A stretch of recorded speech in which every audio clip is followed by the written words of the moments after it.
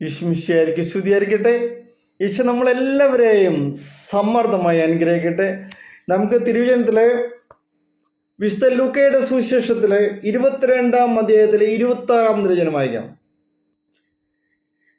എന്നാൽ നിങ്ങൾ അങ്ങനെ ആയിരിക്കരുത്. നിങ്ങളിൽ ഏറ്റവും വലിയവൻ ഏറ്റവും ചെറിയവനെ പോലെയും അധികാരമുള്ളവൻ ശുശ്രൂഷകനെ പോലെയും ആയിരിക്കണം. Praise the Lord. അധികാരം എന്താണെന്നാണ് യോഹന്നാന്റെ സുവിശേഷത്തിൽ 13-ാം അധ്യായത്തിൽ 12-ാം തിരുവചനത്തിൽ വീണ്ടും വ്യക്തമാക്കുന്നുണ്ട്. ഗുരുവായ യേശു അവരുടെ പാദങ്ങൾ കഴുകി. അധികാരികൾ മറ്റുള്ളവരുടെ പാദങ്ങൾ കഴുകണം. നിങ്ങളിൽ ഏറ്റവും വലിയവൻ ഏറ്റവും ചെറിയവനെ പോലെയും അധികാരമുള്ളവർ ശുശ്രൂഷകനെ പോലെയും ആയിരിക്കണം. അതാണ് ക്രിസ്തു പഠിപ്പിച്ച അധികാരം എന്നുള്ള ആ വാക്കുകൊണ്ടുള്ള അർത്ഥം മനസ്സിലാക്കുന്നത്. ആരാണ് വലിയവൻ? പരിചരിക്കുന്നവൻ. യേശുക്രിസ്തു പരിചരിക്കുന്നവനെ പോലെ ആയിരുന്നു. ക്രിസ്തു ലോകത്തിന് മുഴുവൻ ദൈവമായിരുന്നിട്ടും അവൻ മറ്റുള്ളവരെ പരിചരിക്കുന്നവനായി തീർന്നിരുന്നു. ക്രിസ്തീയ അധികാരം മറ്റുള്ളവരെ സഹായിക്കാനാണ്, വളർത്താനാണ്. വിജാതീയ രാജാക്കന്മാരെ പോലെ ആധിപത്യം കാണിക്കലായിരിക്കരുത് അധികാരത്തിൻ്റെ ലക്ഷ്യം. ലൂക്കയുടെ സുവിശേഷത്തിൽ 22-ാം അധ്യായത്തിൽ 29-ാം അതിൽ വീണ്ടും അത് പറയാണ്. നമ്മുടെ സഭ എന്ന് പ്രവർത്തിക്കുന്നത് അങ്ങനെയാണോ എന്ന് ഒന്ന് നമുക്ക് ചിന്തിച്ചാൽ നമുക്ക് മനസ്സിലാക്കാൻ സാധിക്കും ഈ പറഞ്ഞതിൻ്റെ പൊരുൾ എന്താണെന്നുള്ളത്. അതിലേക്ക് കടക്കുന്നില്ല. അടുത്ത ദിവസം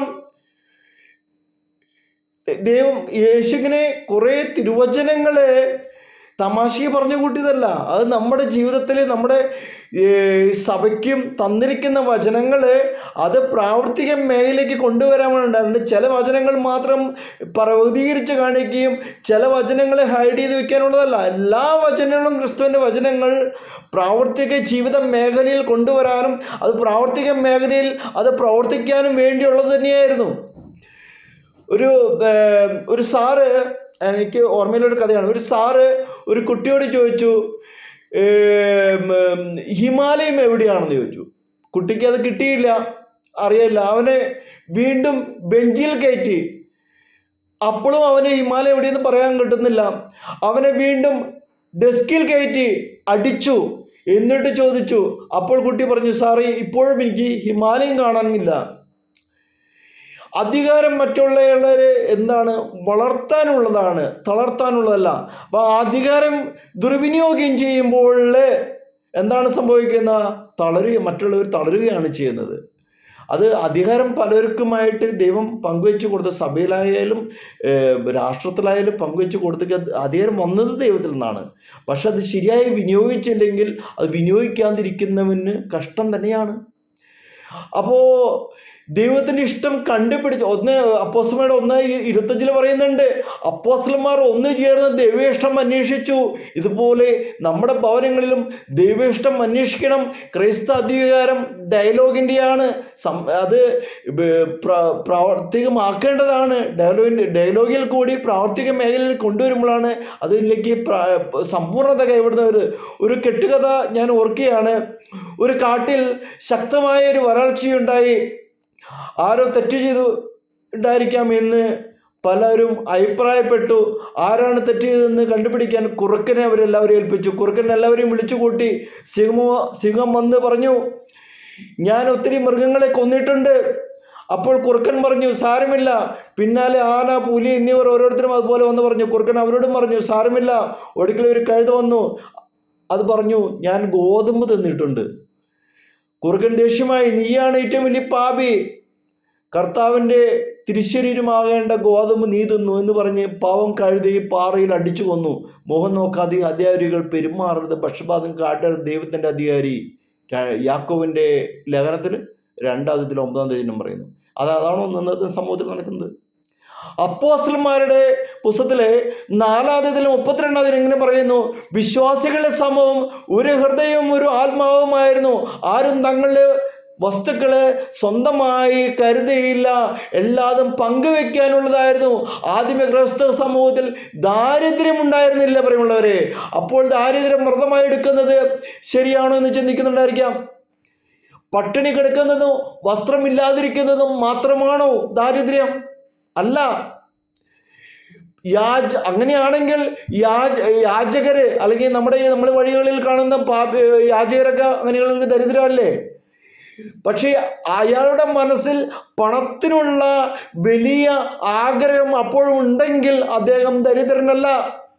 ഇല്ലാത്തതിനാൽ സാധനങ്ങൾ ഉപയോഗിക്കുന്നില്ല എന്ന കാരണം കൊണ്ടാണ് മാത്രം ഒരാൾ ദരിദ്രനാണെന്ന് പറയാൻ സാധിക്കുന്നത്. അല്ലെങ്കിൽ അതാണ് ധനവാന്റെയും ലാസറിൻ്റെയും കാര്യം പറയാൻ നമുക്ക് സുവിശേഷത്തിൽ വ്യക്തമായിട്ട് പറയുന്നുണ്ട്. ലാസർ എന്ന പദത്തിൻ്റെ അർത്ഥം തന്നെ ദൈവം തൻ്റെ സഹായകൻ എന്നാണ്. ദൈവം എൻ്റെ സഹായകൻ എന്നാണ് ലാസർ എന്ന വാക്കിന് തന്നെ അർത്ഥം. ദരിദ്രർ ദൈവത്തിൽ ആശ്രയിക്കുന്നവരാണ്. എല്ലാ കാര്യത്തിലും ദൈവത്തിൽ ആശ്രയിക്കുന്നവരാണ് ദരിദ്രർ. ദൈവത്തിൽ ആശ്രയിക്കുന്ന അനുഭവമാണ് ക്രിസ്തീയ ദാരിദ്ര്യം എന്ന് നമ്മൾ പറയാൻ സാധിക്കും വചനത്തിൽ കൂടി. ദൈവത്തിൽ പൂർണ്ണമായി ആശ്രയിക്കുന്നവൻ ഏത് തരത്തിൽപ്പെട്ട വ്യക്തിയാണെങ്കിലും ദരിദ്രനാണ്. ദൈവത്തിൽ ആശ്രയിക്കുന്നവൻ ഏത് തരത്തിൽപ്പെട്ട വ്യക്തിയാണെങ്കിലും അവൻ ദരിദ്രനാണ്. പാപവിമുക്തനെങ്കിൽ സമ്പത്ത് നല്ലതാണ്. സമ്പത്ത് നല്ലതല്ല പറയാ, അത് പാപവിമുക്തനെങ്കിൽ സമ്പത്ത് നല്ലതാണ്. പ്രഭാഷകന്റെ പുസ്തകത്തിലെ 13-24 വചനമാണ് ഞാൻ പറഞ്ഞത്. തനിക്കുള്ളതെല്ലാം ദൈവം ദാനമെന്ന് അംഗീകരിച്ച് ദൈവത്തിൽ ആശ്രയിക്കുന്ന ആളാണ് യഥാർത്ഥ ദരിദ്രൻ. 1 കൊറിന്ത്യർ 4:7 പറയാണ്, തനിക്കുള്ളതെല്ലാം ദൈവം തന്നെന്ന് ചിന്തിച്ച് അത് അംഗീകരിക്കുക. ധനികൻ സ്വർഗത്തിൽ പ്രവേശിക്കുക വിഷമമാണെന്ന് ലൂക്കയുടെ സുവിശേഷത്തിൽ പറയുന്നുണ്ട്. 18-24 സമ്പത്തിന്റെ കാര്യം മറന്ന് ദൈവത്തിന്റെ കാര്യത്തിൽ വ്യാപൃതനാകാൻ ദാരിദ്ര്യവ്രതം ഒരാളെ സഹായിക്കുന്നു. തൻ്റെ സമ്പത്ത് നാളെ എന്ത് സംഭവിക്കുമെന്ന് ചിന്തിക്കേണ്ട ആവശ്യം അയാൾക്ക് അപ്പോൾ അനുഭവപ്പെടുന്നില്ല. യേശു വഴിയിലേക്ക് ഇറങ്ങിയപ്പോൾ ഒരുവൻ ഓടി വന്ന് അവൻ്റെ മുമ്പിൽ മുട്ടുകുത്തി ചോദിച്ചു, നല്ലവനായ ഗുരു, നിത്യജീവൻ അവകാശമാക്കാൻ എന്ത് ചെയ്യണം? മർക്കോസിന്റെ സുവിശേഷത്തിലെ 10:17 പറയാണ്, നല്ലവനായ ഗുരു, ഞാൻ എന്ത് ചെയ്യണം? നീ എന്തുകൊണ്ടാണ് എന്നെ നല്ലവൻ എന്ന് വിളിക്കുന്നത്? ദേവൻ ഒരുവനല്ലാതെ നല്ലവനായി വേറെ ആരുമില്ല. പ്രമാണങ്ങൾ നിനക്കറിയാമല്ലോ. അറിയാം, അവയെല്ലാം ഞാൻ പാലിക്കുന്നുണ്ട്. പിന്നെന്താണ് പ്രശ്നം? അവൻ പറഞ്ഞു, എന്നാൽ നിനക്കൊരു കുറവുണ്ട്. യേശു പറഞ്ഞു, നിനക്കൊരു കുറവുണ്ട്. പോയി നിനക്കുള്ളതെല്ലാം വിറ്റ് ദരിദ്രർക്ക് കൊടുക്കുക, എന്നിട്ട് എന്നെ അനുഗമിക്കുക. അവൻ വിഷാദത്തോടെ തിരിച്ചു പോയി എന്നാണ് വചനം പറയുന്നത്.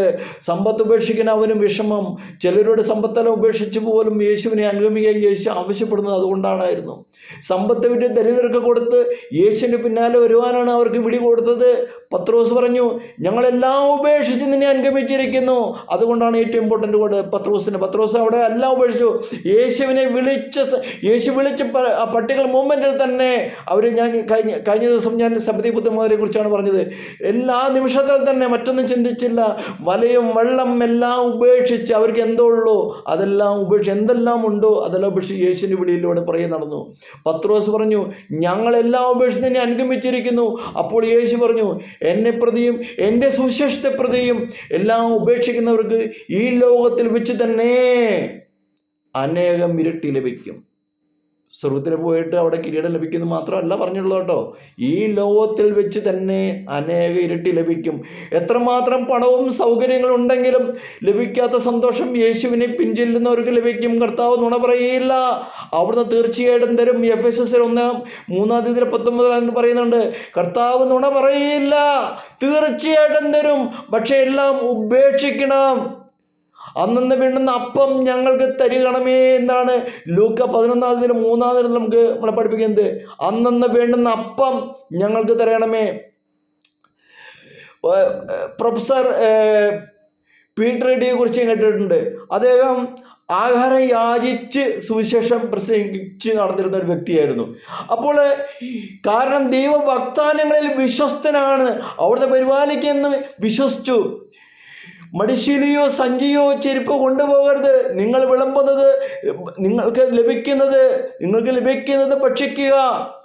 സുവിശേഷം പ്രസംഗിക്കുന്നവനെ കർത്താവ് കാക്കും. ലൂക്ക 10:7 പറയാണ്, സുവിശേഷം പ്രസംഗിക്കുന്നവനെ കർത്താവ് കാക്കും. കുറുനരികൾക്ക് തലച്ചായ്ക്കാൻ കുറുനരികൾക്ക് മാളങ്ങളുണ്ട്, പറവകൾക്ക് ആകാശമുണ്ട്, മനുഷ്യപുത്രനോ തലച്ചായ്ക്കാനായിട്ട് ഇടവില്ലായിരുന്നു. സ്വന്തം എന്ന് പറയാൻ ചെറിയ വീട് എങ്കിലും ഉള്ളവർക്ക് പലർക്കും അഭിമാനമാണ്. എന്നാൽ ദാരിദ്ര്യം ശീലിച്ച വ്യക്തിക്ക് സ്വന്തമായിട്ട് ഒന്നും തന്നെയില്ല. പ്രിയമുള്ളവരെ, കൂസായുടെ ഭാര്യ യോഹന്നയും സുസന്നയും തങ്ങളുടെ സമ്പത്ത് കൊണ്ട് യേശുവിനെയും ശുശ്രൂഷിച്ചു എന്ന് ലൂക്കയുടെ 8-3 പറയുന്നുണ്ട്. യേശു ക്രിസ്തു മറ്റുള്ളവരെ ആശ്രയിച്ച് ജീവിച്ചിരുന്നു. ആ സമയത്ത് സക്കേവ്യൂസ് ധനികനായിരുന്നു, എങ്കിലും അദ്ദേഹം സമ്പത്ത് പങ്കുവയ്ക്കാൻ തീരുമാനിച്ചപ്പോൾ ആ കുടുംബത്തിന് രക്ഷ കൈവന്നു എന്ന് യേശു പറഞ്ഞു.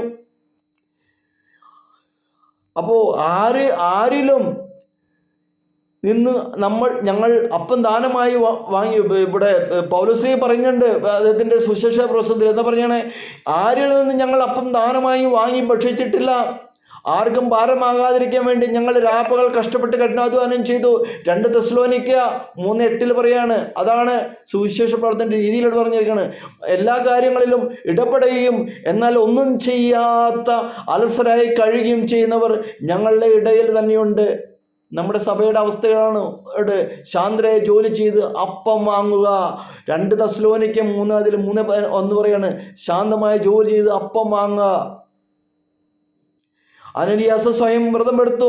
അത് പാലിക്കാത്തതിനാൽ അത് അയാളുടെ മരണത്തിനിടയാക്കി. അപ്പോസ്തലന്മാരുടെ പുസ്തകം 5:4. യൂദാസ് വ്രതം ലംഘിച്ചു. അദ്ദേഹം എന്നേക്കുമായിട്ട് നശിച്ചു. പ്രിയമുള്ളവരെ, നമ്മൾ എടുക്കുന്ന വ്രതങ്ങൾ, നമ്മൾ സ്വീകരിക്കുന്ന യേശുവിൻ്റെ ശിഷ്യരാണ് നമ്മൾക്ക് അഭിമാനമുണ്ടെങ്കിൽ യേശു പറയുന്ന വചനങ്ങൾ സ്വായത്തമാക്കാനും യേശുവിൻ്റെ തിരുവചനങ്ങളെ ഹൃദയത്തോട് ചേർത്തിയെത്തി അത് പ്രായോഗിക തലത്തിലേക്ക്, പ്രായോഗിക ജീവിതത്തിലേക്ക് എങ്ങനെയെല്ലാം കൊണ്ടുവരാൻ സാധിക്കുമെന്ന് നമുക്ക് നിശ്ചയിക്കുകയും അത് പ്രാവർത്തികമാക്കുകയും ചെയ്തുകൊണ്ടിരിക്കുമ്പോൾ വചനത്തിൻ്റെ പൂർണ്ണതയിലേക്ക് നമുക്ക് വളരാനും ആത്മീയ രക്ഷയിലേക്ക് നമുക്ക് കടക്കാനും രക്ഷാ സന്ദേശം നമ്മുടെ ഹൃദയത്തിൽ വിടുകയും നമുക്ക് സ്വർഗരാജ്യം കരസ്ഥമാക്കാനൊക്കെ സാധിക്കുകയുള്ളൂ. തിരുവചനത്തെക്കുറിച്ച് മനസ്സിലാക്കുക. വചനം നമ്മുടെ ഉള്ളിൽ സ്പർശിക്കട്ടെ. മൂർച്ചയുള്ള വചനങ്ങൾ നമ്മളെ തൊടുമ്പോൾ സ്പർശിക്കുമ്പോൾ നമുക്ക് മാറ്റങ്ങൾ സംഭവിക്കും. അതും തുടരട്ടെ, നമ്മൾ വിട്ടുകൊടുക്കുക. കർത്താവ് നമ്മളെ അനുഗ്രഹിക്കട്ടെ. നല്ലനായ ഈശോയെ, കർത്താവേ, ഞങ്ങളുടെ സമ്പത്ത് ഒന്നും തന്നെയല്ല, ഞങ്ങളുടെ അധികാരങ്ങളൊന്നും തന്നെയല്ല. അത് കർത്താവേ, ഞങ്ങളുടെ മറ്റുള്ള എല്ലാം പങ്കുവെച്ചു കൊടുക്കാനുള്ളത് നിങ്ങൾ തിരിച്ചറിയുന്നു. കർത്താവേ, ഞങ്ങൾക്ക് എന്താണോ ഉള്ളത് എല്ലാം നീ തന്ന ദാനമാണെന്ന് ഞങ്ങൾ മനസ്സിലാക്കുന്നു. ദൈവമേ, നിങ്ങളുടെ ദാനം സ്വീകരിച്ചുകൊണ്ട് നിൻ്റേതായി മാറാനായിട്ട് ഞങ്ങൾ തന്നെ സമർപ്പിക്കുന്നു. കർത്താവേ, നിന്റെ പരിശുദ്ധാത്മാവിന്റെ അഭിഷേകത്താൽ ഞങ്ങൾ നിറയ്ക്കണമേ. ഹല്ലേലൂയ.